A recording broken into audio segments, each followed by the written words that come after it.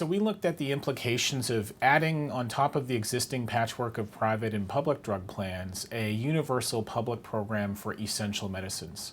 Our study in particular looked at what would happen if all Canadians were to receive coverage of 117 drugs that have been deemed to be essential medicines within the context of Canada's primary healthcare system. If Canada had a national strategy for bulk purchasing this list of essential medicines, we would save billions of dollars.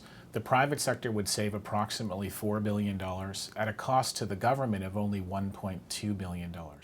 While more comprehensive coverage remains a long-term goal, this study shows that the funding of essential medicines is a practical step in the right direction. The World Health Organization has said that there should be a list of essential medicines that should be available to everyone in each country. Our list is based on the WHO's list, and we adapted it to Canadian circumstances based on the prevalence of diseases in Canada. One of the really important things with an essential medicines program like this is it means that all Canadians are guaranteed access to these medicines that are most important to the public health of the country. The list includes treatments for medical conditions like diabetes, high blood pressure, HIV, and for mental health conditions like depression, schizophrenia, bipolar disorder.